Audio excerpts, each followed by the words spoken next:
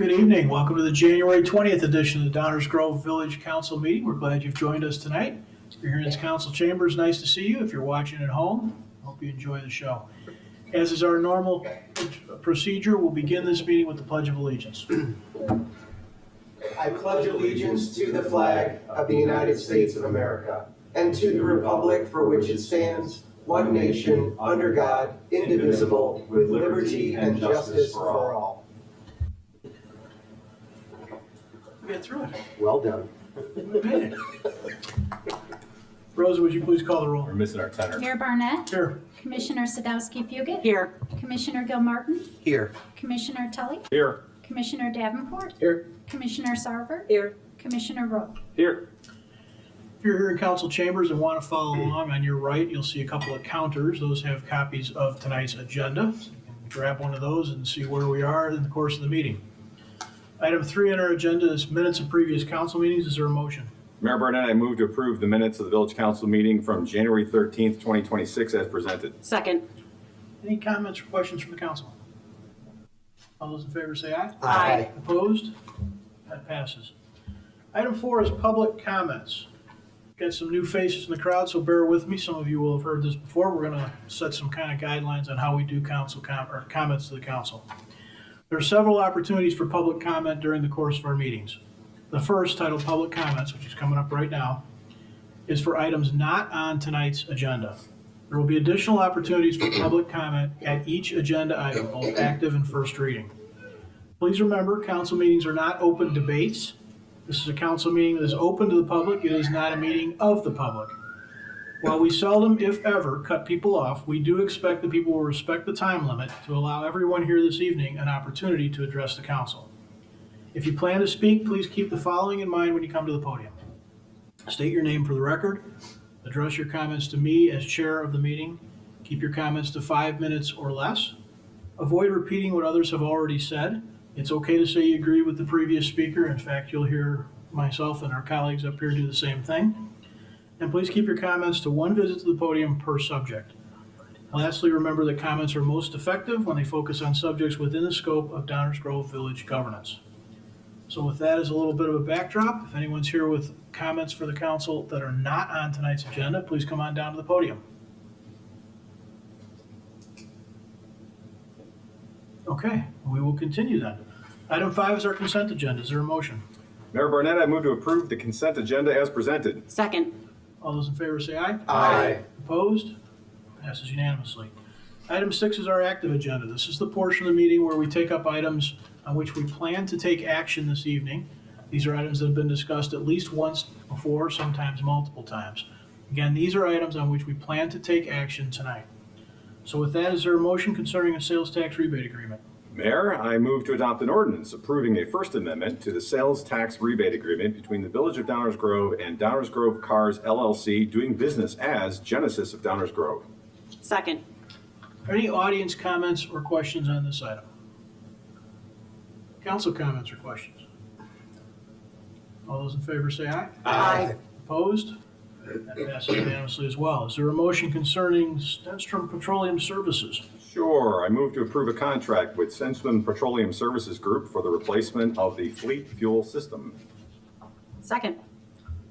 Audience comments or questions on this item? Council comments or questions? Okay, just because we got some new folks in the audience, I don't want you to think we just don't talk about anything up here.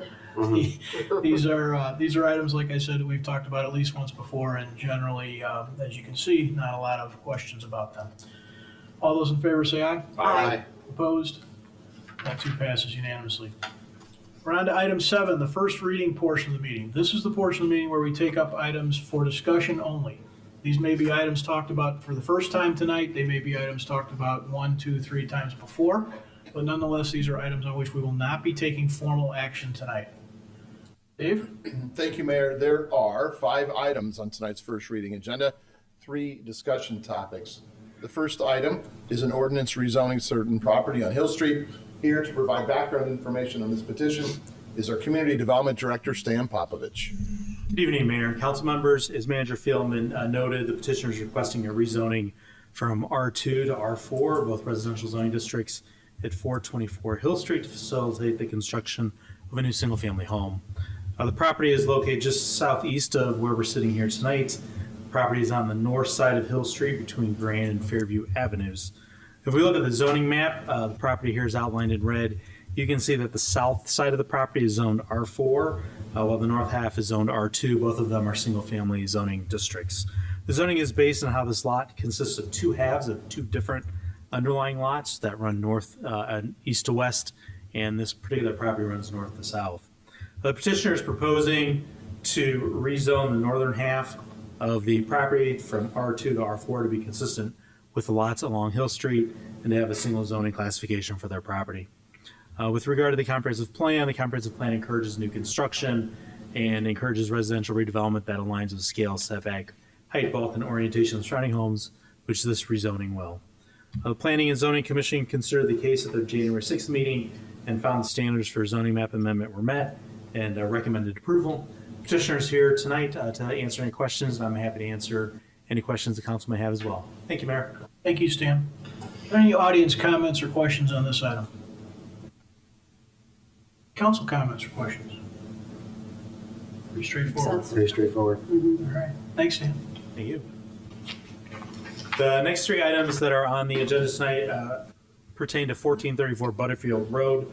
The petitioner is requesting a planned unit development, a zoning map amendment, and a special use for the property at 1434 Butterfield Road to construct a 7-brew drive-through coffee shop. The property is located at the far northern end of the village. The site, as it currently sits, is at the northeast corner of Butterfield Road and Downers Drive. The site currently contains one building that houses the Best Buy and Golf Galaxy stores along the Butterfield Road corridor. If we zoom in a little bit, the proposed development will take place within the southern portion of the existing parking lot. Access to the existing shopping centers on the north side of Butterfield Road, east of Downers Drive, are through a right-in, right-out only access on Butterfield Road and a full access point along Downers Drive that it has a traffic signal there as well. All access to this proposed development will be through these two access points. No new curb cuts onto either Butterfield Road or Downers Drive are proposed with this development. The 7-brew building is a small building with no interior exterior seating. All orders are taken outside and orders are delivered to each vehicle. If we look at the site plan, the proposed building and the pickup canopy will be located in the south center of the parking lot. Improvements to the parking lot include landscape islands at the ends of each parking row. The landscape islands will add green space to the site while also better controlling vehicular movements. The drive-through lane operates in a counterclockwise to right motion south of the proposed building. There are 39 stacking spaces immediately adjacent to the building, and an additional 18 overflow stacking spaces are shown and can be accommodated within the easternmost parking aisle. Comprehensive plan includes numerous recommendations on the Butterfield Road corridor, including promotion of outlaw redevelopment along Butterfield Road, repurposing of parking lots for outlaw development, and to attract new retail to the Butterfield Road corridor. The Planning and Zoning Commission considered this petition at their January 6th meeting and found that the standards for a planned unit development, a zoning map amendment, and special use were met and recommended approval of the petition. I'm happy to answer any questions the mayor and council might have tonight, and the petitioner and their team are here as well to answer any questions. Thank you, Mayor. Thank you, Stan. We're talking collectively about ordinances 11070, 71, and 72. If you're following along on the agenda. Any audience comments or questions? Council comments or questions? Leslie? Yeah, just for transparency's sake, it was just a question that I had asked staff during one of our calls. There is an ask for variance for parking requirements, and I know that our staff, as well as the traffic study, have addressed that and feel as though there is adequate parking. So I just wanted to make that point. And then the other thing that I want to bring up is every time we talk about landscaping, of course, if we can keep that native, I know that's something that we typically try to do. So that would be great. Thank you. If it's a drive-through, why are there so many parking spaces? It shares a parking lot with Best Buy and Golf Galaxy. Thank you, Mayor. Stan, could you go back to the picture showing the in and out of the curb cuts that are currently exist? Yeah. So the green space that divides sort of the Best Buy Golf Galaxy from the other sort of strip, that sort of strip is going to remain? That's correct. Okay. Yeah, I certainly support this development. I'm a little concerned about traffic flow, given that right-in sort of pushes you away, but maybe that's part of the purpose of it. I think with the popularity of something like a Seven Brew, signage and waypointing is going to be very important. But overall, I think this is a great spot for this, and I look forward to supporting it. Thank you, Mayor. Who else? Rob? I agree with Commissioner Gilmartin as well. I actually think this is the perfect place for this type of a location and this type of a drive-through. It's self-contained in a commercial area, so I too look forward to supporting this. Yeah, I know that when the one in Lisle/Naperville first opened, it was posing some pretty challenging traffic problems. And I was wondering if that has died down any, and if that's a normal anticipated thing that happens, is that eventually it dies down and the flow of traffic normalizes again. I think the petitioner would probably be best to address that. Oh, Yeah, give us some thoughts on that. Thank you, appreciate that. More than happy to. Good evening, and thank you for everyone's time this evening. To answer your question, yes, the anticipation is that it would not be the same as the Naperville location. When the Naperville location opened, it was our first location in the Chicagoland area. We found that our customers, 60% of our business was traveling a distance of 10 miles or greater away to try our coffee and beverages. A little bit of the shiny new penny theory. As we've added additional locations in the Chicagoland area, we've seen those queue counts drop about 15 to 20%. We have sized the drive-through queue at this location significantly larger than the Naperville location based on those findings. There's 23 queue spaces at the Naperville location. I think we said 39 at the location here this evening, as well as if there is an event where we spill over by a couple cars, there's an adequate spot that does not impact circulation or any of the public roads, which is what you've probably seen at the Naperville location. We had our traffic engineer actually go out and update queue counts to prove up that drop in queue between March of 2025 to November of 2025, and that directly correlated to new stand openings as well. Okay, thank you, I appreciate that. But don't go away just yet. Go ahead, Mike. Yeah, so you might also, I believe you also have plans to open more locations in the Chicagoland area. Correct. I think your traffic study took that into account as well. It did. And so Correct. we'll get that shiny new penny thing here, right? But as other locations, which you mind saying where some of those Yeah, other locations might be? absolutely. So like I mentioned, Naperville was the first location the Chicagoland area opened. We have additional locations open right now in Round Lake Beach, Lake Zurich, Huntley, Mokina, Lockport, 2 in Joliet, Bolingbrook, which just opened on the 29th of December, and Algonquin, which opened at the beginning of this month. We have 5 additional locations actively under construction right now in Tinley Park, Crystal Lake, Bloomingdale, Palatine, and Carpentersville. And then we have another,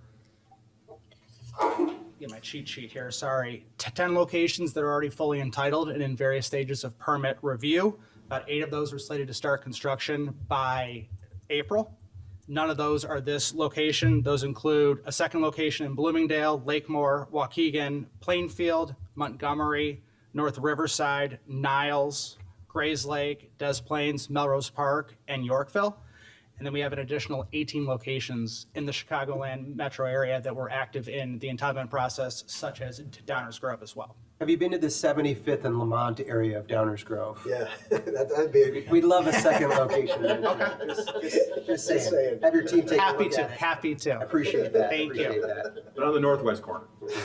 Yes, right. Not Thanks for the clarification. Thank you, yeah. Great point, great point. Anything else? Thank you, Mayor. And first of all, thank you very much for not proposing this on Ogden Avenue instead on Butterfield. I think that actually addresses a lot of the issues they otherwise would have, because I have seen the spillover from very successful location in Naperville onto Ogden Avenue. That's a much smaller parcel. There's not a lot of places to go. This is completely different. I think a very wise choice to put it. So when you're looking at things such as, the plan unit development standards under section 2812.030, are I'm sorry, Stan's going to correct me, 2812-040C5, thank you, Stan, appreciate that, are I think, clearly met here. The variation, while ordinarily would be significant, given this location, it's not. So I don't have a problem with the variation. I think the standards there under 2812-090G are met. And then the only other question is the special use of the drive-through, and I just echo what my fellow commissioners have said in terms of in this location, a drive-through is not only abundant, there are many drive-throughs in this area, but it's also an area that I think is designed to have drive-throughs and this kind of traffic, and you have the space. So I think this is very appropriate for a drive-through and meets the special use standards under 2812-050H. And I'm not suggesting that we put any additional conditions or restrictions on it, although yes, green space would be nice, and native plants. Thank you. Thank you for your investment in our community. Appreciate it. Thank you. Thank you. Thank you for your time this evening. Appreciate it. Thank you, Dave. Thank you. The final item on tonight's first reading agenda is consideration of an ordinance concerning the monitoring of immigration enforcement activities. This, of course, is a council-led discussion that goes back several weeks. It started as a new business item. It was most recently discussed at last week's meeting under a first reading. A council directed the drafting of an ordinance, which we have done and placed it here for council consideration. We think it captures the direction that the council provided at last week's meeting. This ordinance does primarily three key things. Number one, prohibits ICE from using Village of Downers Grove property for staging an operation. Two, confirms in ordinance form our longstanding policy that the Village of Downers Grove does not share data for any immigration enforcement. And finally, says that the police will respond to calls for service where there may be a concern of civil rights violations. We're happy to answer any questions you may have and look forward to further council discussion. Thank you. Thanks, Dave. Any audience comments or questions on this one?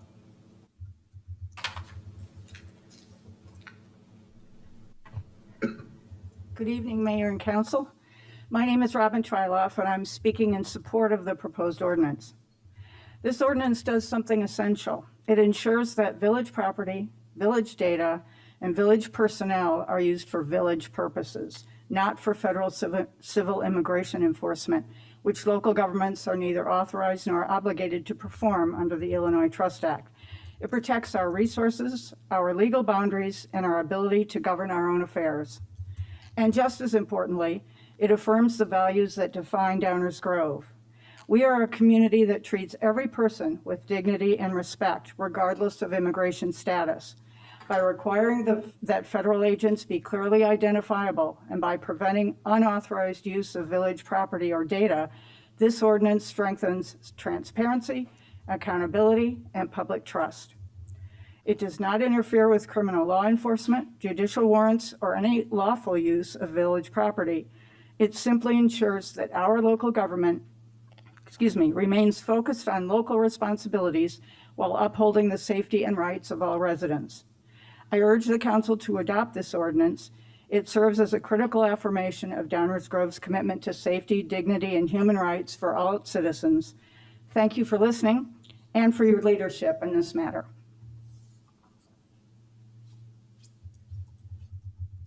Others?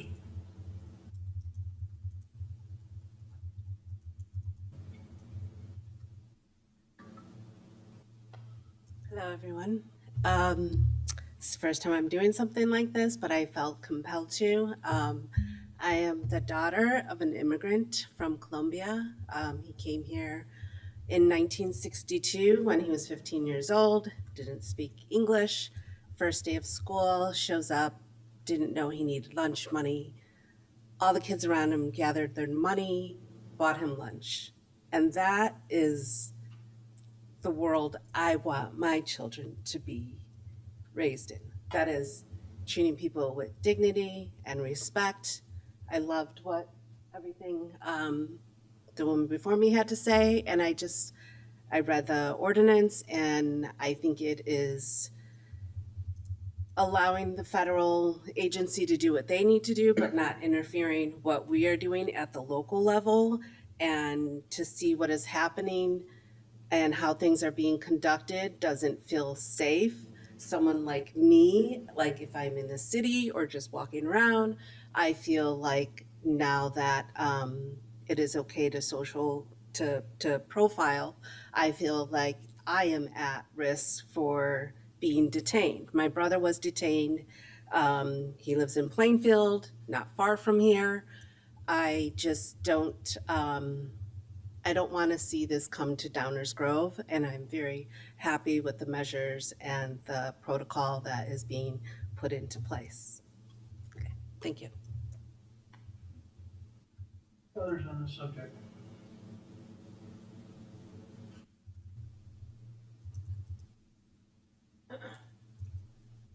Good evening, Hillary Dang, 433 Wilson Street. First of all, I gotta tell you, when you move these things up in the agenda, it's tough, because I try to get here at 7, but I'm coming from work. So it's tough when you do this for people for public comment. Not everybody's gonna get here at exactly at 7 o'clock. They're gonna look at the agenda and think, oh, its first reading is after these 5 things. So I just wanna bring that to your attention. Last time I was here, I said I was supportive of bringing forth an ordinance. I've read the ordinance. I think it looks excellent, and I think it should be passed. And I hope all of you vote for it. I also, last time I kind of spoke more from the heart. Today I thought I might bring you some data. This is from Track Immigration. It's a not-for-profit organization. It compiles data that is real. It's real numbers. It comes from USCIS, it comes from Border Patrol, it comes from ICE, it comes from Department of Homeland Security. What's kind of striking about this data is the fact that we are being sold the story that we're having, all these actions are to remove dangerous criminals from our streets. And the current group of deportees or detainees in 2025, 1.6% has been based on criminal activity. That's according to court records. For fiscal year 2025, new cases sought deportation orders based on any alleged criminal activity of the immigrant apart from possible illegal entry, which, by the way, is a civil offense. And the other stunning statistic, which for anybody who knows about the law, it might not surprise them, only 23.7% of the cases were represented in court by counsel because it is a civil offense.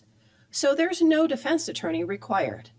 There's no court provided defense attorney like you might see in a criminal proceeding for someone who can't afford an attorney. So of those people, they were only 23%.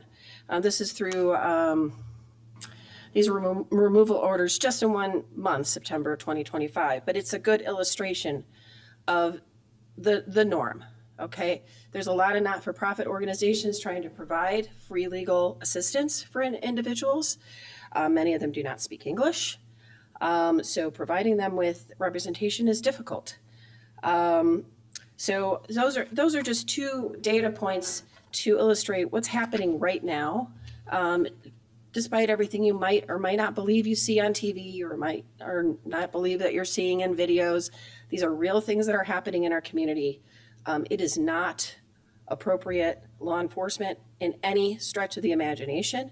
And I think this ordinance sends this message that we don't welcome this kind of law enforcement in our community, and we're going to keep an eye on it. And it's not going to happen coming from our village property. And I think that's incredibly important. I hope you vote for it. I also hope that you will put information from South Suburban Immigration Project or some of these other excellent organizations. They're not for profit, they're nonpartisan, and they are providing really valuable information for our community. Thank you so much.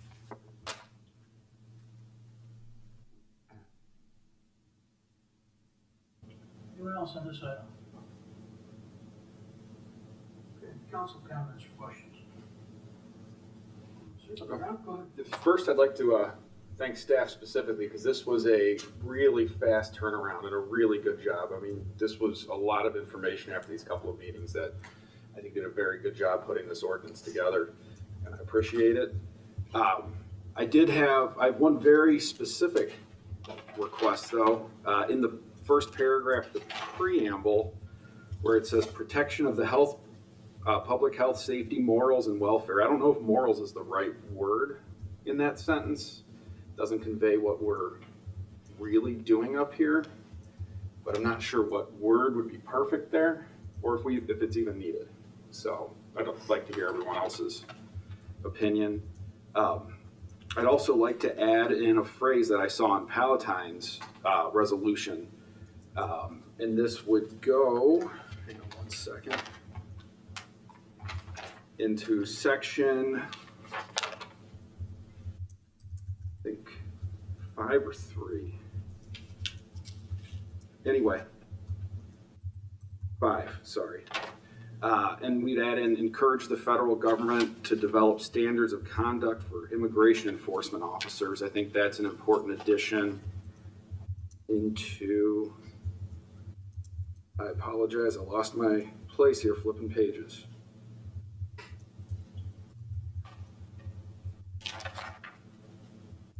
Section 5 is right. Is section 5? Okay, thank you. That's where you want it. It is 5, you're right, thank you. So those are 2 changes I think we should make. I also think that, I also have to confirm that we're going to be putting helpful information, resources on our website, something for people to actually visibly see when they come to visit our site too. Otherwise, I'm in support of this ordinance that's been drafted. Point out before we move on that wording in the preamble where it comes directly from the Constitution. Is it from the state constitution? Yeah. All right, then I'm fine with it. Uses that moral wording. It's not suggesting we are specifically addressing morals. It's Right. suggesting what we can touch, basically. Right, addressing the Constitution. The base authorization. The scope. of the Constitution. Scope of what we can. Well, if we're taking a That's start from helpful. the state constitution, I stand corrected and appreciate that. Anyone No. else? I was gonna agree with Rob because the state and sub-state police, the state and sub-state police power which we have is described as protecting health, welfare, and safety. It really doesn't mention morals, but if the state does, we'll take it. Yep. Can go either way on that too. Anyone else? Mark? The only thing I just want to respond to is the suggestion, the second suggestion. You've addressed the first one, which is, of course, we have morals. Just is that including in an ordinance that we're going to encourage another unit of government to do something. I think that would be more appropriate for resolution than an ordinance. I like the fact this ordinance is focused on what we have direct control over. I think that makes it nice and tight, and I would leave it like that. Not to say that that can't be addressed elsewhere, but that would be my reaction. Yes, I have a lot less today, thank you. And I would agree, I think that probably is better addressed in a resolution, so I agree with Commissioner Tully. And I do want to thank staff for sifting through all of our conversations and discussions over the last month and coming up with a really thoughtful ordinance. And I think it captures everything that's in our purview and sends a signal to our community that we're dedicated to keeping people safe. I've been in contact with a lot of people who are connected to our local immigrant communities, and they fully understand that we can't prevent federal immigration enforcement activities and we cannot obstruct in any way. And of course, this ordinance does not do that. But I know that they're in favor of this step and are grateful that the village and its leaders are standing up. Again, really good job balancing our duty to comply with federal and state laws while also outlining what we can do as a village. So I'm really happy with how this turned out. And in the spirit of last week's MLK Jr. Day proclamation, we can remind ourselves of a few less popular quotes. One has a moral responsibility to disobey unjust laws.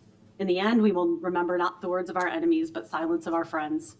And the evils of racism, economic exploitation, and militarism are tied together. And he warned us about this in 1968, and here we are, 58 years later, seeing everything he warned of come to fruition. So I think it's our duty to defend the Constitution and provide services and support to our community members. And I do want to address a couple remarks that we did receive that are posted. Immigrants are actually significantly less likely to commit a crime than US-born people. The most comprehensive study that we have so far that was done in 2024, co-led by a Northwestern University economist, really provides the first historical comparison of incarceration rates. Using incarceration rates as a proxy for crime, a team of economists analyzed 150 years of US Census data and found immigrants were consistently less likely to be incarcerated than people born in the US. They also found that beginning in 1960, the incarceration gap widened such that immigrants today are 60% less likely to be incarcerated than US born individuals. So since 1870, it's never been the case that immigrants as a group have been more incarcerated, and again, this is a per capita comparison, than the US born. Also, our own House of Representatives released a press release in 2024, including data from an NIJ-funded report that stated that using data between 2012 and 2018, immigrants had the lowest offending rates overall for both total felony crime and violent felony crime compared to other groups. US-born citizens had the highest offending rates, with documented immigrants generally falling in between the two. And for the remark that used the burglary on Forest Avenue, two things. First, the state's attorney did not state that the perpetrator was undocumented. He simply stated the nationality, likely to inflame things. And second, I personally know the victim, and they have asked both our DGPD and myself to make sure that their experience is not used as anti-immigrant fodder. So please leave their experience out of these conversations unless you know them. Thank you, Mayor. What else? Yeah, I plan on supporting this. I had previously had some concern about the property and various aspects of this, and the idea that we, with some of these actions, we may be implying an assumption that somehow all civil immigration enforcement activities are unconstitutional, or in violation of civil tongue-tied civil liberties. Yeah. It's occurred to me though that based on recent events, it's impossible to assume that everything that they do will be in compliance. And I feel like our hands kind of been forced in this matter.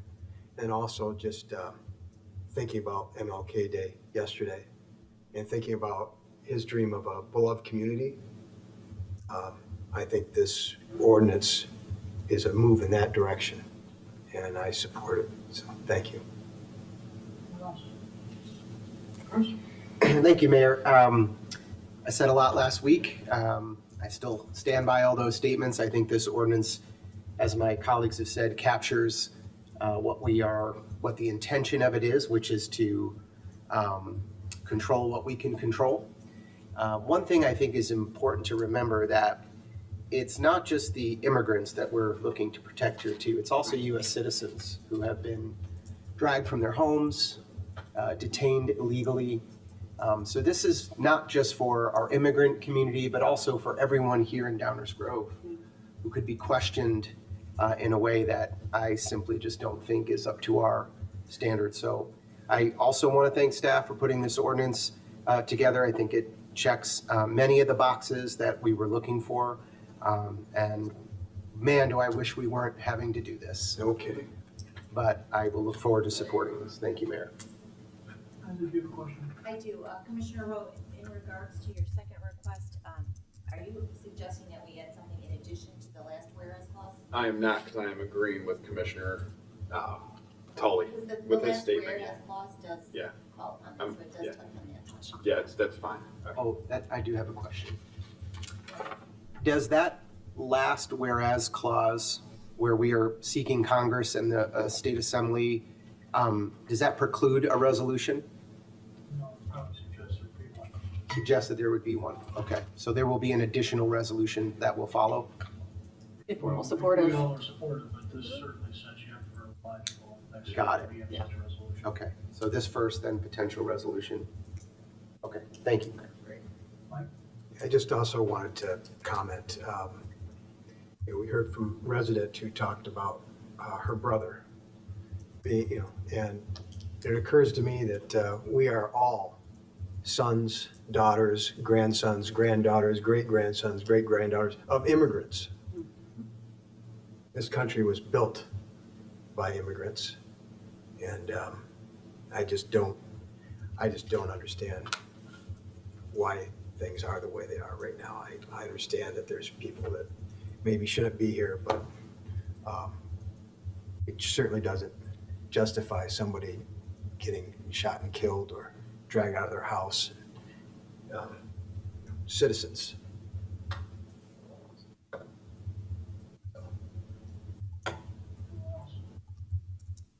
just say a couple of things. I won't repeat what I said last week, but rather focus on what's in front of us. I don't think there's any question about the problem that's in front of us. My issue is this sort of realm of sphere of influence, realm of actual authority. I would much rather all of this be a resolution. I have absolutely no problem standing up and saying this anywhere, anytime. But it's important that we don't cause anybody to think we've somehow made Downers Grove safer.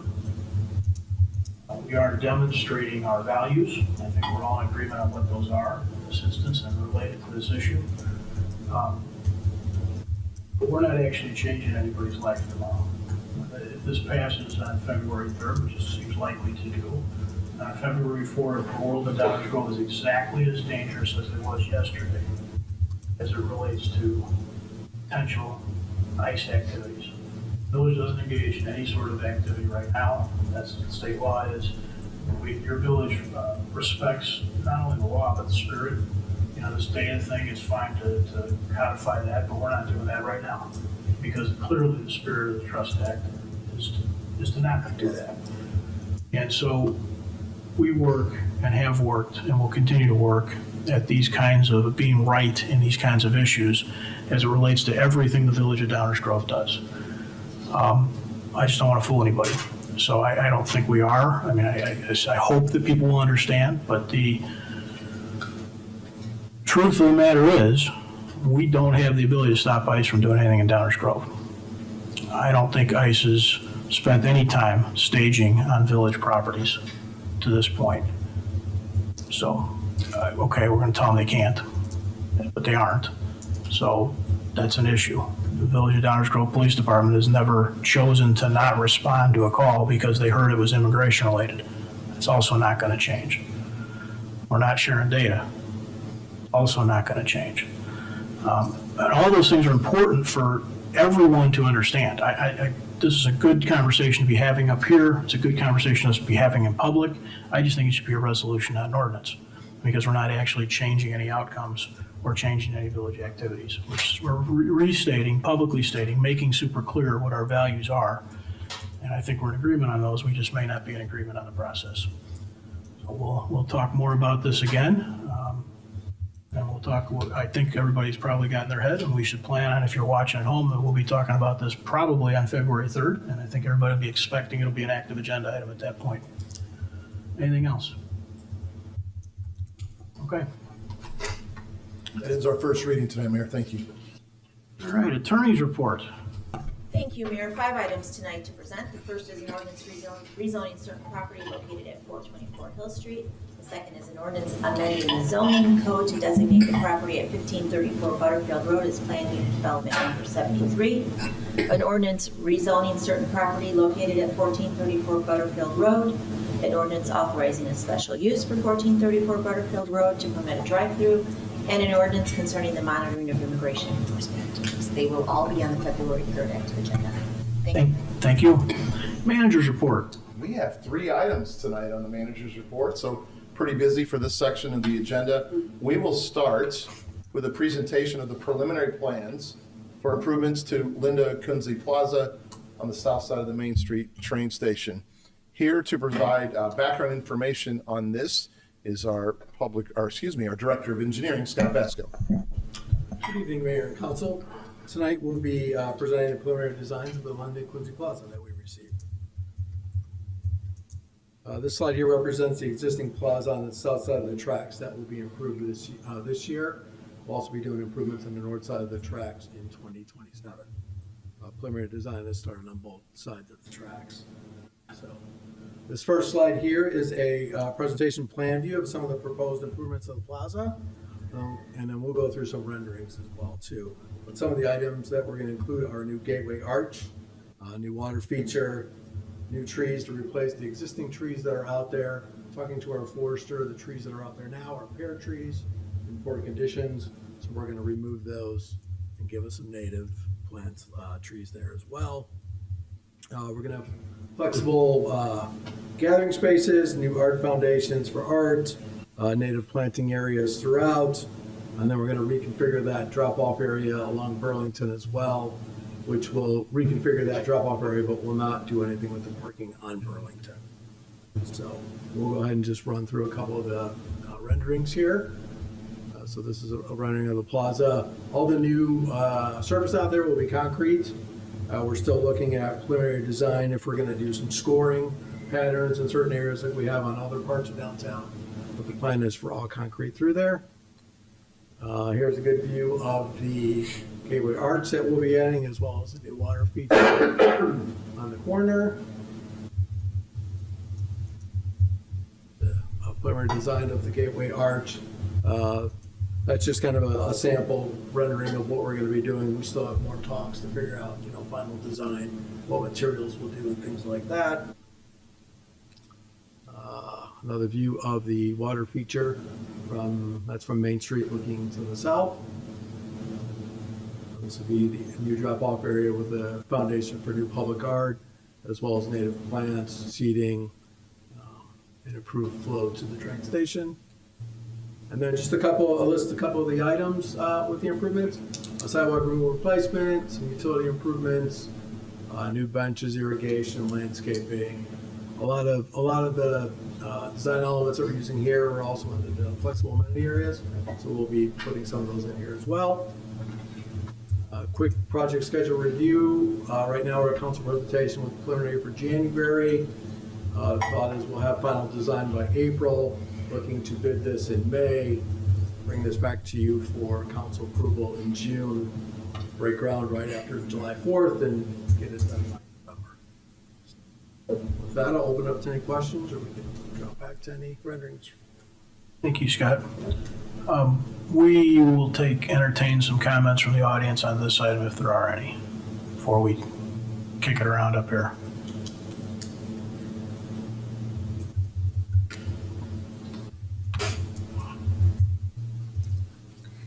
Good evening. My name is Jennifer Kunze Schwendenner, and Linda Kunze is my mom. I promised I wasn't going to cry tonight, but it may happen. We just, on behalf of my family, my dad, my brother are here. The plans look amazing, and especially the Gateway Arch. My mom would be honored, and it's been 7.5 years since she passed, and she would truly be honored that she's still being remembered in this town, and we think the plans look incredible. So we're appreciative and thank everyone for considering it. Thanks for being here.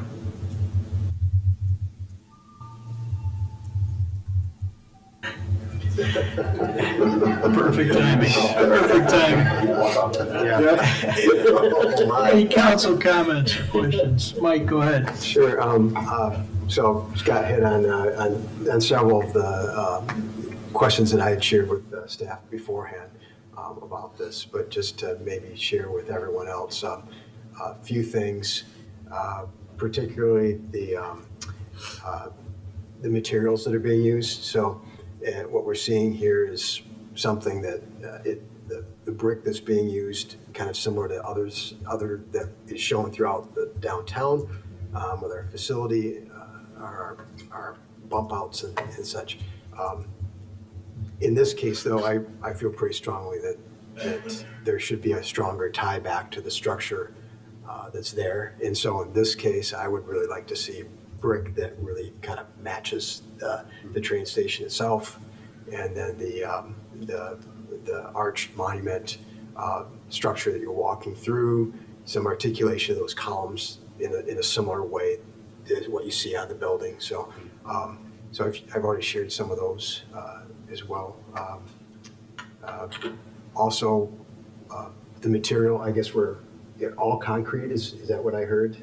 Is what That's correct. Proposed? Yep. Okay, good, because I had some question about that in the slide presentation. It looked like a grid pattern of some sort that I wasn't really sure what was going on there. So I think some uniformity to the whole thing is good. Emphasis that we're not losing any parking spaces along that island along Burlington Avenue. So you'll see in the existing conditions, there's actually I think 4 parking spaces. They're not shown. If you go to the very first picture, right, the very first, yeah, keep going back. Wasn't there? Yeah, here we go. So you see in the existing plaza, there's actually some cars parked there along Burlington. So we're not losing any parking spaces there. Those are still going to continue. So wanted to kind of point that out. By and large, though, I'm pretty happy with this. The landscaping over by the existing parking lot, that's not going to be impacted. We haven't gotten that far along yet. We are going to look at making sure we integrate into what the existing is there. I want to talk to our forester as well too. Okay. See if we can maybe incorporate some natives in that area, but definitely don't take out what we just Right. did a couple of years ago. Right, so I'd like to see, and so that wasn't really reflected in the proposed plaza plan, but that's going to still be there, which is good. But I was also thinking in terms of some lighting, right? It'd be kind of fun to see the fountain maybe lit up with some different colors and such, and some accent lighting amongst the plantings, that sort of thing. Certainly dark sky compliant things, if we can, but this will all be developed with in the time to come, right? Yep, so correct. So will we end up seeing another updated proposal of this before this goes out to bid, or is this going to be the only time that we're really looking at this? It's important for us to get all these comments out now. Yeah, we could probably bring something back to you guys once we get a little further along. I like that. Yep. So, thank you. So, that's all for now. Thank you, Mayor. Thank you. Anyone else? Martin? Thank you, Mayor. I too was struck with a very pleasant reaction to the conceptual design here. Clearly, there's always things that we can do to improve it even more. That's all fine. But I think the concept is terrific, and I agree. I think Linda's smiling down on this, and I'm very glad to hear, and it's very important to hear that her family members also think very positively of these improvements, which will bear her name for a very long time. She probably like complaint, but then why didn't we do this 25 years ago? Yeah, she would. No, I think it's a terrific concept. I'm glad we're doing it. Just a couple of questions. The plaques that are currently there, will those be reused going forward? Excellent. Yeah, the plan is to put those back somewhere. Perfect, because I think those are fantastic and would not want to lose those. And then, of course, we're going to have a rededication ceremony at the appropriate time. Okay, that's what I'm going to do. And you're invited. For sure. Thank you. Nice work. Thank you. Chris? Thank you, Mayor. Yeah, I too really like what I see here. I'm particularly struck by the way that it now welcomes folks into, with the angles, the 45-degree angle. I think that makes all the difference in the world. I don't have much to say about materials. It's not really my business, but I trust that we will be appropriate. I do understand the idea of tying it to the existing building, so there's probably some merit to that that I would support. One question I had, is the fountain that is currently there going to be repurposed, or is it a brand new fountain that we would be installing? I'm going to say we're going to be doing a new one. We A don't new know one? for sure yet, because we're still pretty early on, but my thought is it would be completely new just based on the fact that it's going to get moved. It's going to be moved. Okay. Yeah, I think this is amazing. Great. I'm good. Thank you, Mayor. What else? Rob? Then I agree with everything that I've heard up here. One additional thing that I really appreciate is the addition of seating. I'm looking through this whole thing and it looks like there's a lot more room. So all of our community members showing up for the farmers markets on Saturdays are going to have a heck of a lot more places to sit and enjoy their empanadas and whatever. So, yeah. Anyone else? I hope the clock is going to be working. Oh, you took in the it picture. right out of my. I was waiting for somebody to mention I that. wanted specifically to lay into Scott about the clock. It's It was working going to today. be a Ballard kind of a moment. So you guys want it to work? That'd be great. We'll see what we can do. I heard it works twice a day. Oh, man. Dad Well, joke. my only comment is I'd echo Mike's comments about brick tone. It looks to me like we kind of knocked off Village Hall, which generally is probably a logical concept as we, extend some branding with our particular signage that we now have both at our gateways. So some sort of connection to that might make sense, but in this spot, the coloring of that brick, I think becomes pretty important, and I'd be more interested in seeing it match or be more similar to the train station. Or maybe carry some over, maybe not. Suggested that too. Yeah. I leave it to the, Yeah. the last time I came up with some ideas to maybe show everyone, didn't go over real well. So I'm leaving it to them to kind of take all this, Not gonna wait till there's a motion on the table? No. Oh, nice. Touche. Anyone else? All right, thank you. Thank you. Thank you for that direction. We'll continue to work with our design professionals in-house and the consultants, and we'll bring that back one more time to show everybody our work. Next on the agenda is further discussion of the proposed public art program.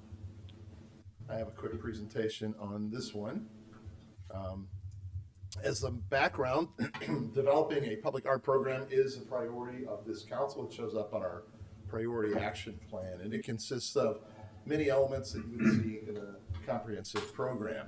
We just also wanted to note with some of the background that our guiding DG Streetscapes plan identifies dozens of locations, not only in the downtown, but in Fairview and along Rogers. That's in the plans, and the public art program will likely extend beyond those areas throughout the village as well. So to be effective and to be able to place pieces of art in the planned downtown flexible amenity areas, we have been working on this project using a phased approach where we concentrate on the flexible amenity areas first and try to place art in those in 2026 as those areas are constructed. We talked last time, the council talked about this in December of last year, that we could purchase and place or direct the art to be in these areas first, and they can be moved at a later time. And that is still reflected here. So we're focusing on phase one with the flexible amenity areas, and then phase two can be more comprehensive, go a little deeper into the programmatic elements as well. These are things we had talked about previously. And the last time the council talked about this in December, we spent a lot of time talking about guiding principles to make sure that whatever program we implement reflects these principles that are developed by the council. And you can see, based on the feedback we received a couple meetings ago, we've changed these. We used strike-through and red line version, so you can track changes as we go along. So we're just highlighting that some of those have changed, and we've added quite a few based on council direction. On the phase one locations in the three flexible amenity areas, we're talking about in front of Entourage at Burlington and Main, in front of Wasabi at Main Street, and in front of Pierce Tavern near Curtis and Main, and those are shown here. We've also taken a little deeper dive into the design of these areas, and we've confirmed the actual size and location of the bases for the art.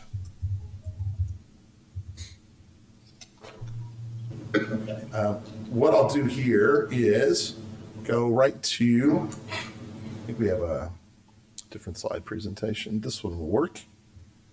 Okay, so the innovative idea here is instead of in phase one going out for an RFP and going through that process, we think we could purchase existing art. That could be placed here in these three flexible amenity areas.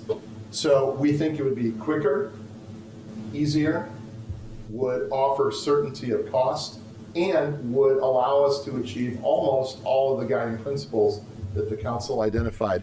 In fact, one of the only principles that we cannot fully comply with under this approach is the idea that the artwork would be unique to Downers Grove. And it makes sense, right? If somebody's already designed and built this piece of art that we purchased, but it wasn't designed uniquely for us. However, we could still pick art that is relative to the village of Downers Grove.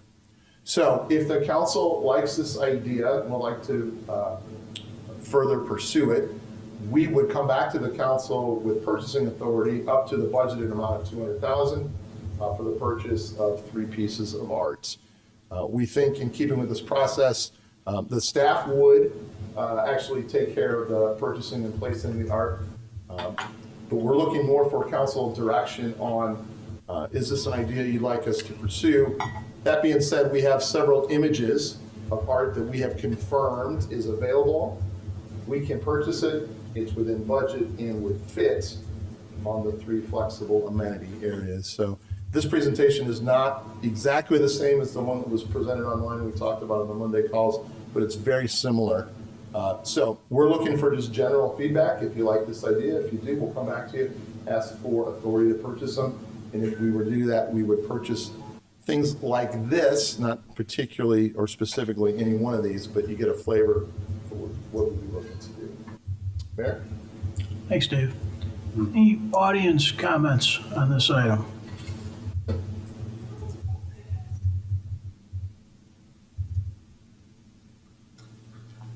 Good evening. Good to see you guys again. As previously mentioned, I'm Kevin Lark. I'm the founder and a proud member of the Macho Monument Movement. And on behalf of this passionate cause, we also thank you for the consideration and the care that you've brought thus far to this public art process. We're grateful to be here. We deeply respect the responsibility you carry in shaping public spaces of this town. Our movement was excited to see the council continuing this discussion, but as we looked over some of the board documents and saw some of the images, we absolutely wanted our voice to be heard. In particular, the updated criteria for this public art project that we'd like to highlight include something that is relative to Downers Grove, is unique to Downers Grove, a piece that allows for interaction with the public, and artwork that is suitable for photos and posting on social media. That first one, being relative and unique to Downers Grove, is paramount. The other two only happen if public art captures people's attention. I'm here tonight not to argue against public art, rather to advocate for the members of this great community to have a voice and give this town a once-in-a-generation opportunity to create something that aligns with your criteria as well as honors one of the greatest to ever walk these streets. If you don't know yet, our movement seeks to honor a man who was known around the world as Macho Man Savage, but he was not just a pop culture icon in the 80s, 90s, and 2000s. When the spotlight wasn't on him, he was known for his generosity, his charity, and for lifting others up. And that, in my opinion, in our opinion, is what's inspired this movement to transform into a nonprofit that celebrates contributions made by what we call local legends, who don't have as big of a spotlight or platform, but still make an impact in our community. Around the world, people knew his name, but here, this is where his story started. And we believe this is an opportunity to honor Randy, but more importantly, be a symbol to all in our town to do great things when no one is watching. As we all know, and as I'm experiencing tonight, Downers Grove shows up. We see in our schools, our parks, our businesses, and rooms like this one filled with people who care and willingly make sacrifices to shape our community. Our recommendation is an opportunity to bring people together, across generations, backgrounds, and interests, around something joyful, positive, and shared to celebrate who we are as a town. And to showcase that support and pride, we thought it made sense to share a quick few comments that have been sent to us, and these happen daily since we started this. Randy Dolan, who is the owner of Randy Paffo's childhood home here in town, he said, I've met Randy, Landy, and Angelo.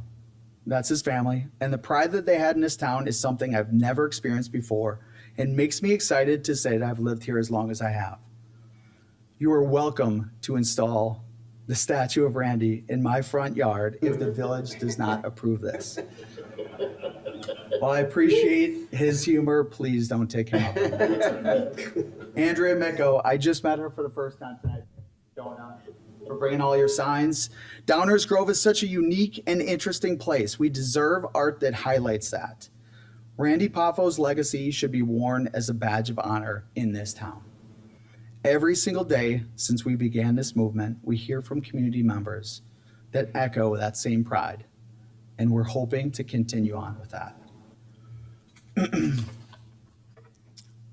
Finally, what we want to cover was our plan.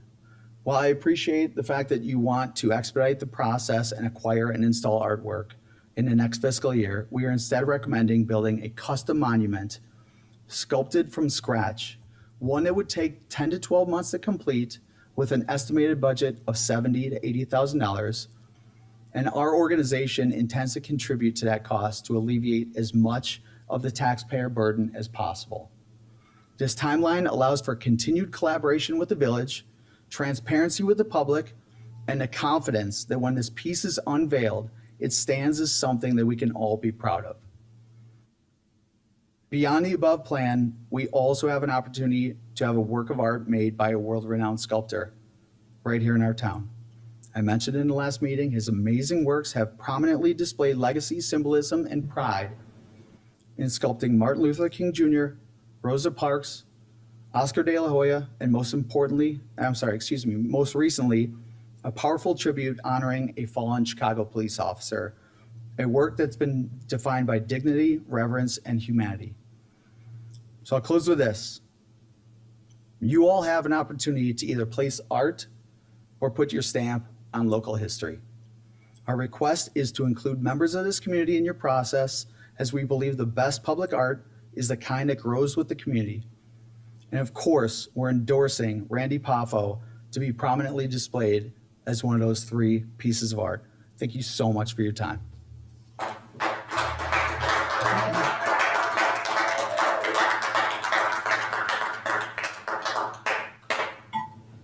Any others on this subject?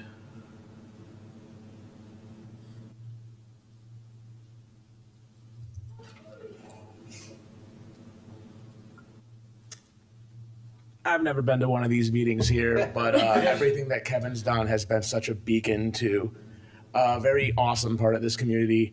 I work in Orange and Brew right down the block here. The amount of people that come in, see these t-shirts, see this whole movement he has started that just brings joy and elation to everybody, and everyone who grew up in this town knew that he went to high school here, and it's just one of those weird moments of just civic pride.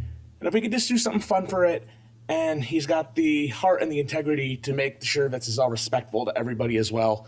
It's just a great time, and I think that if he's going to put all this out there, it's people like us that should get behind him and say, we support what he's doing and just want to make that voice heard.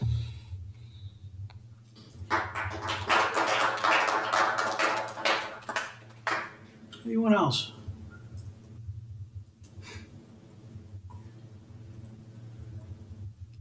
While I'm here, Hillary Dank again. I really like the criteria, and I find that the pieces of art that are being suggested to be purchased may not fit a number of them, particularly the uniqueness and that it's connected to our community.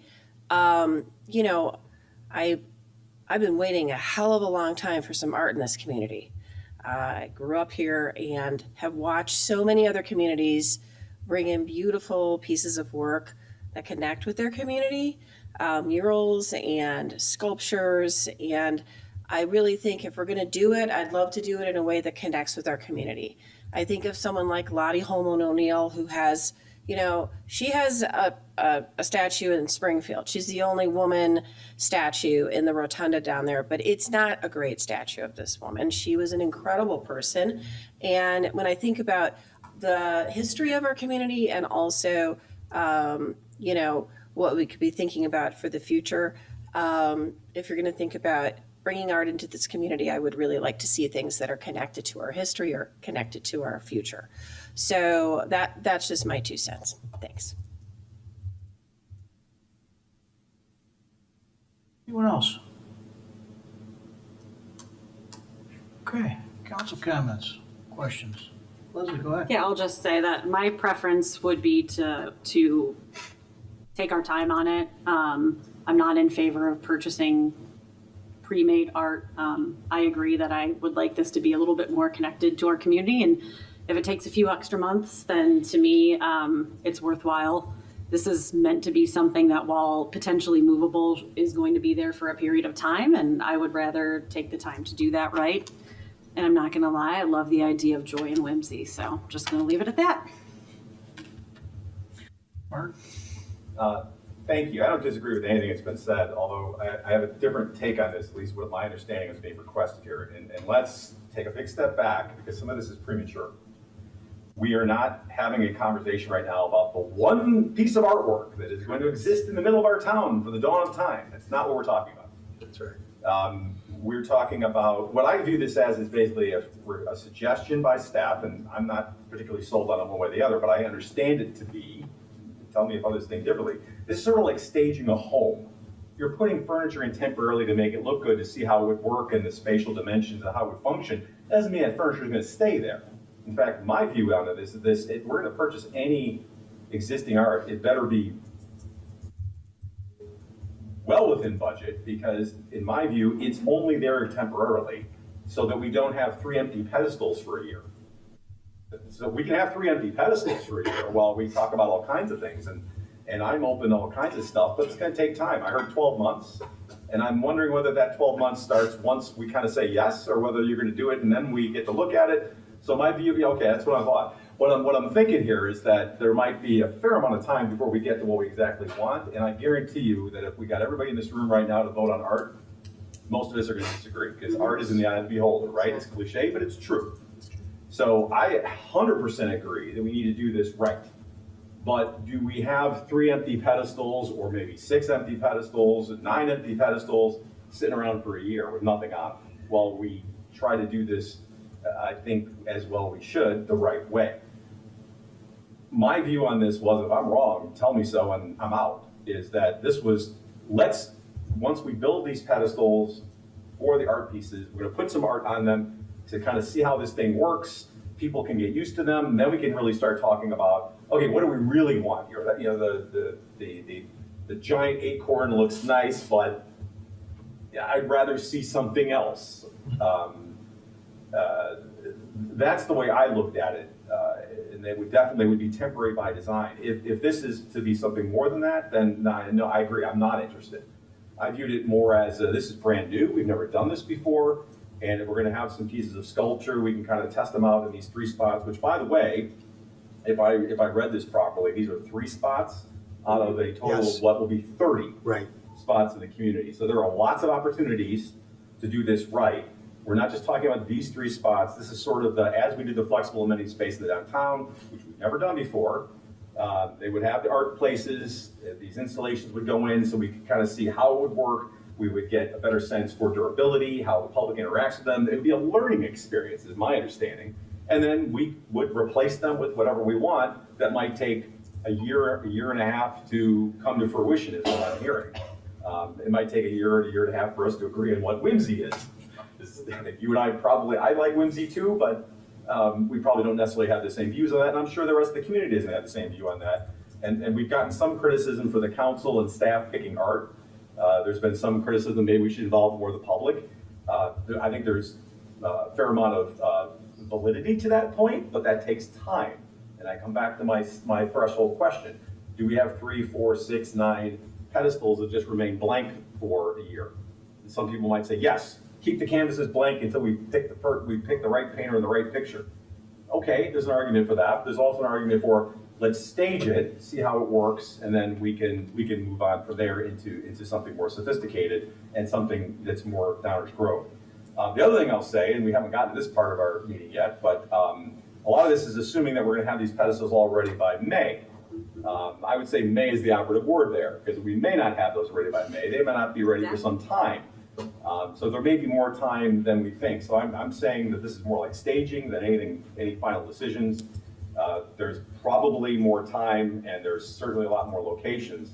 So while I wasn't floored with any of the pictures that we saw, if this is just sort of testing it out to see how it'll work, I'm okay with it. If it's more than that, then I'm less okay with it.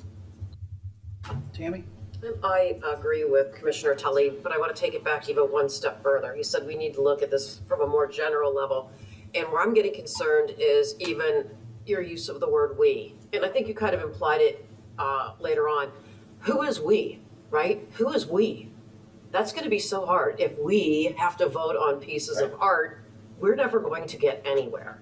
So I think we need a guideline on how this determination is going to be made, or we're going to sit in countless meetings fighting over acorns and pea pods. Don't run with scissors. Just say that I think my concern is that if we're spending up to $200,000, well, sure, that's not a large chunk of our budget. That's a significant amount of money to spend on something that we consider to be a test. Well, sell it to Westmont. I mean, you know, if you have potentially, you know, some. Did he just do that? Uh-huh. Oh, boy, we're gonna get a call from them tomorrow. Sorry, Steve. He's calling me right now. But I guess, you know, we could even have a preview of what's coming while something is being made or whatever the case may be. But I guess I just kind of find $200,000 to be a significant investment if this is just something that is just going to be a quick thing. Sure. Mike, go ahead. Yeah, so I'm not going to repeat what's been said. And Commissioner Tully, you did an excellent job of saying everything that I was going to say. You just got called first, so. But just maybe to reiterate, this is for 3 spots in our flexible amenity areas. I actually think it would be an outstanding idea to have a monument to Macho Man in the downtown area. I wouldn't put it in one of these flexible amenity areas that we're talking about, though. I maybe north side of the train tracks in that plaza might be an interesting place to consider. And I also think the idea of a monument to O'Neill would be a terrific idea as well. And there's probably others that ought to be thought about as well. This being a placeholder idea, I kind of got that. That's how I looked at this as well. I also agree that maybe a couple $100,000 though for placeholder pieces is probably too much money. With that in mind, if we do this, I think the pieces that get selected ought to be something that pretty much could be anywhere, since there's a good chance that we'd be moving them. In which case, I would probably look at something along the more nature sort of theme, I guess, is kind of, if you're asking for some feedback on that, and I don't think you've gotten any yet. That would probably be more of my, if we're going to buy something kind of generic, if you will, that could fit almost anywhere. That's the direction that I would probably go. I like this idea. I also agree, though, that the whole may situation, this may all not even come to pass and be necessary. In fact, we may have time just to go right to phase 2 and have it be the only phase. So more on that to come, right? So that's all I have to say. Thank you, Mayor. Bruce, go ahead. Yeah, thank you, Mayor. I think it would serve us best to maybe get a little firmer timeline on when these flexible amenity spaces are potentially going to be done. I would hate to go ahead and, you know, if we're talking about staging a room, this is sort of like buying the candle that goes on the mantle before you've built the fireplace. These pieces of art, other than maybe the ones that sort of look like they belong in a children's amusement park, seem fine to me. I'm not particular about it, but the Humpty Dumpty seemed a little odd. Unless he's holding a slim. Rob and I liked Humpty Unless he's holding a Slim Jim, that might be. Maybe I could get on board with him then.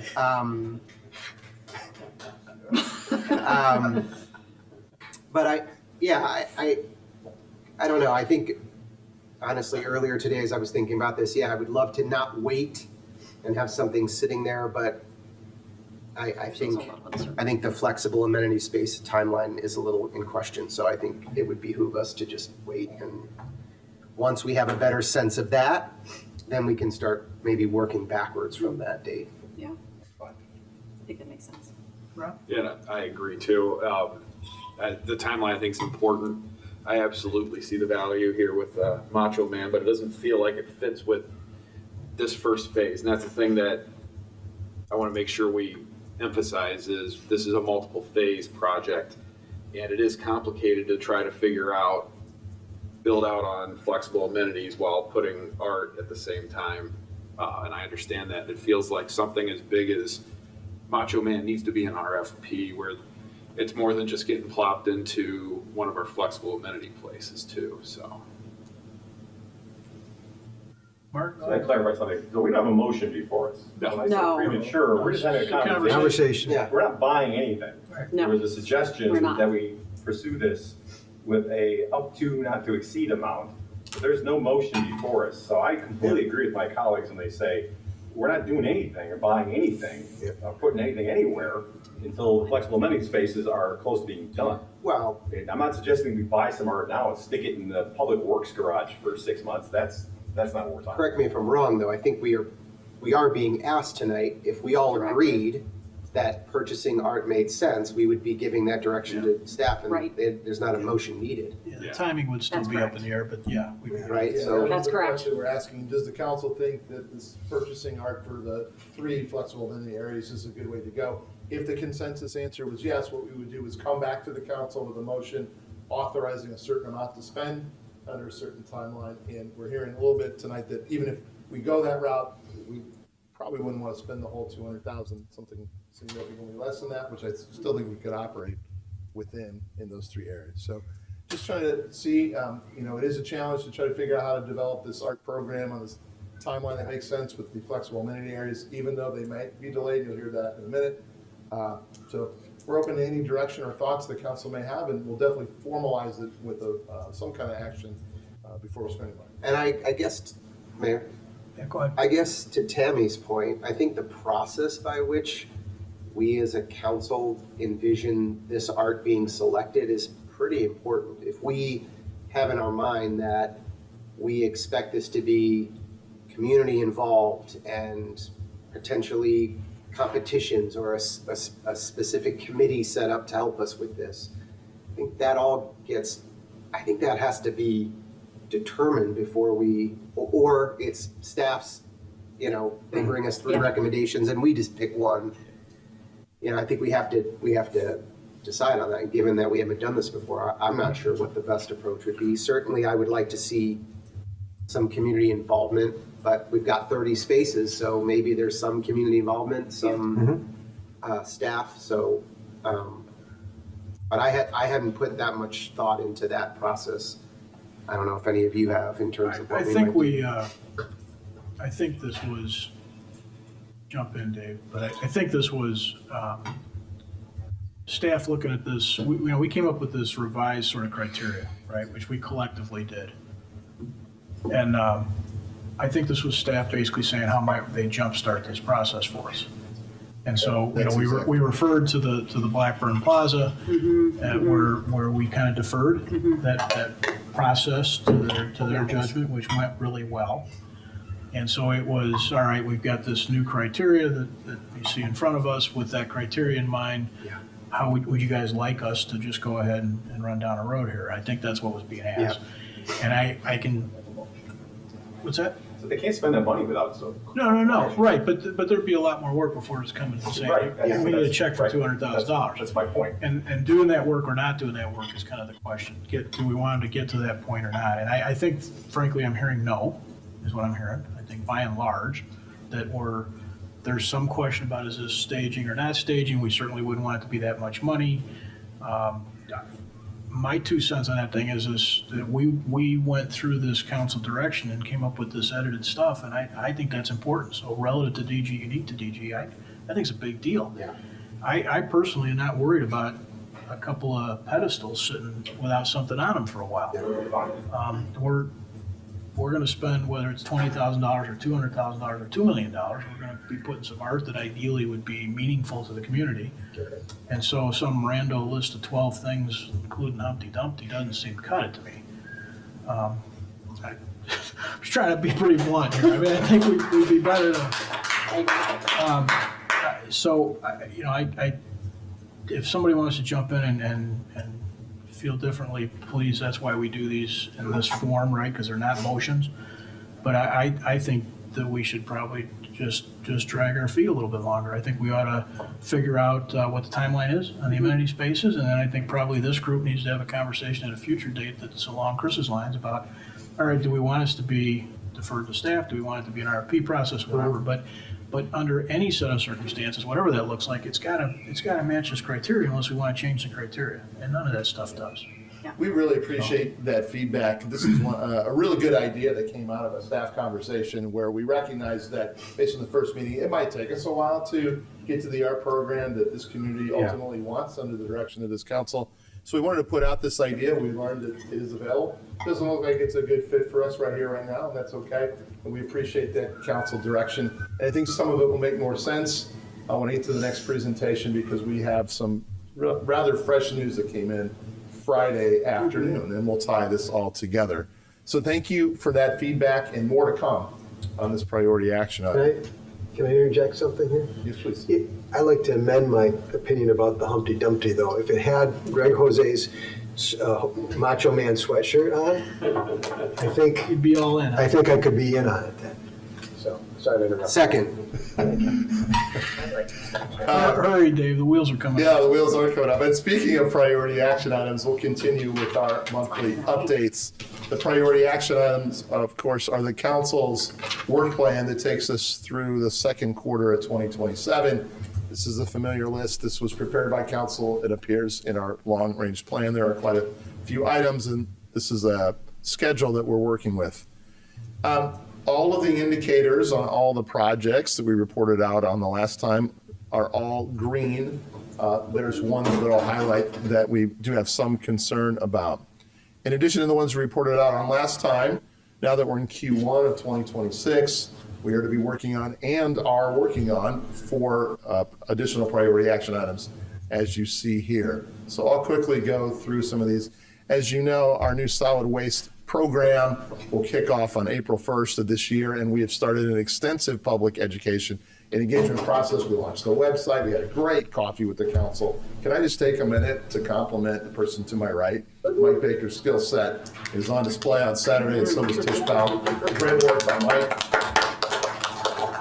Supported by lots of people on that team, Matt Timberg, others. So look for more information on this as we roll out this new program. I will skip to downtown flexible amenity areas. You can see here, we put this together on Thursday. It said next steps, talking about completing final plans and awarding contract in February. We went out for bid a couple months ago near the holidays, and we opened bids on Friday in the afternoon. And we only got one bid, and it was significantly over budgeted. That is a message to us that there may be some things in the bid documents or the schedule or how we conceived of this project or budget that we should address. And what we're going to do is what we usually do is we'll ask questions of the bidder, we'll ask questions of the companies that chose not to bid, and we'll figure out what changes make sense moving forward. This is an important project to get done correctly and meet the standards of this community. We will see if there are options available to do it still in 2026. It might be later in the year, and it might have a longer impact in terms of the construction. So we will report out on that once we have some recommendations for next steps. And now you can see why the council members were talking about perhaps the approach to art may be better linked to this project, given that it might be on a new schedule. So more to come on this. We'll report it out as soon as we have the information. We're pleased to get direction from the council on Linda Kunze Plaza tonight. Public art program, it says implement village council direction as next steps. Thanks for your input on that tonight. I do just want to go to this one, attainable housing study. We've been talking a lot about this already. It's scheduled to start work on this project in this quarter.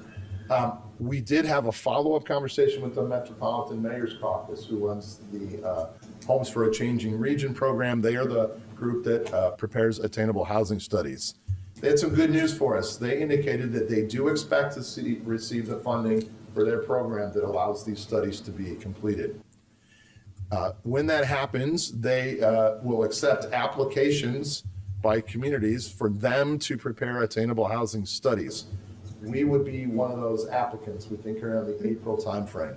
It doesn't guarantee us that we will be selected, but we do like our chances based on conversations with them.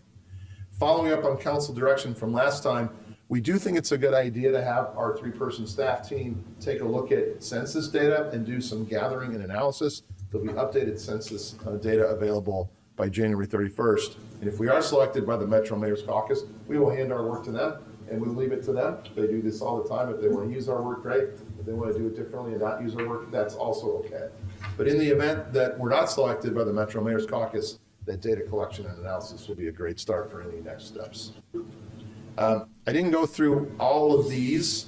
I will hit on this last one. We are just on the front end of starting an enhanced engagement of boards and commissions.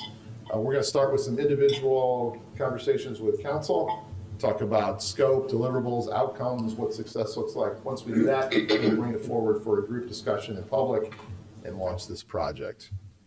I will be happy to answer any questions or present any of the slides here tonight in more detail. I know the council is familiar with them. I'm also happy to answer any questions. Thanks, Dave.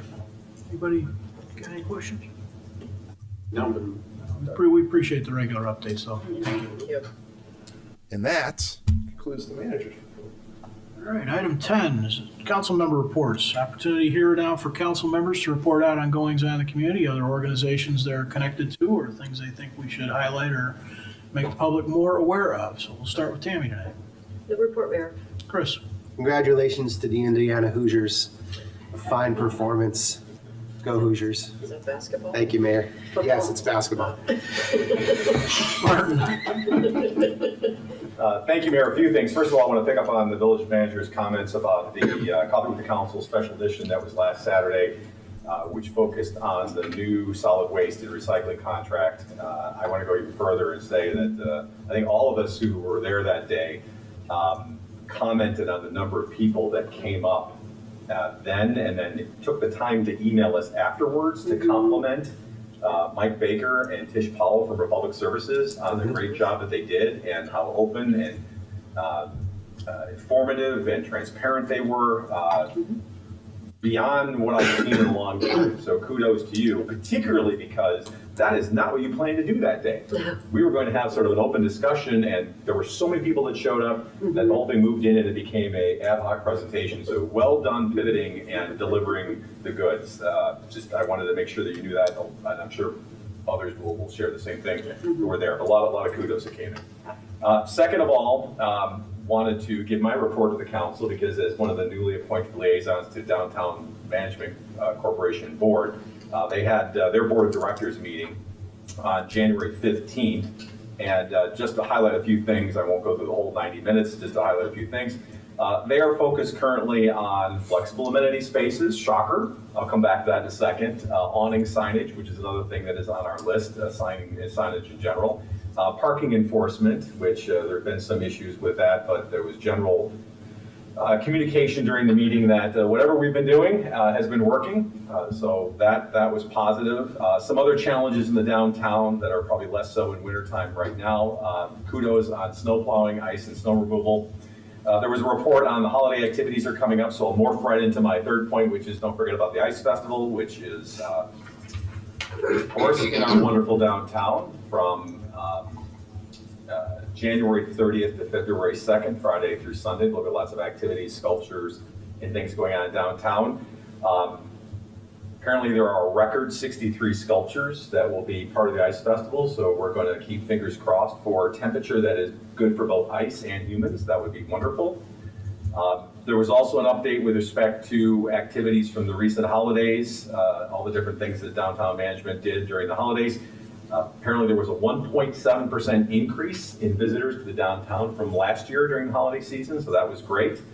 And this is something that just continues to blow me away. The number of people that are coming to Downers Grove from this city, apparently there is a group that organizes singles activities that organized a singles activity from the city of Chicago to come out here during our holiday festivities and activities, which is, again, fantastic. And there's a similar one that is not from the city, but it's single seniors. So our activities are actually bringing people together. Just think of that. Think of the possibilities.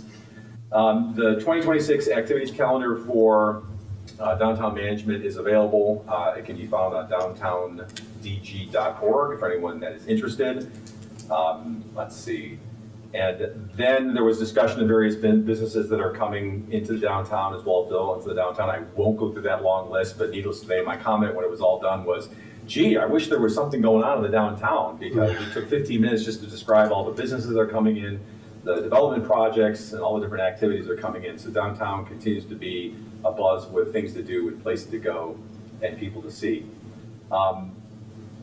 Wanted to just emphasize, because I know that we'll be talking about this as a council with respect to the flexible amenity space when we get to it, and it may be not as soon as we thought, but clearly there are a lot of businesses, particularly those that are most adjacent to where the flexible amenity spaces are going to go, that are very interested in, on the one hand, working with us, and when I say us, so I can define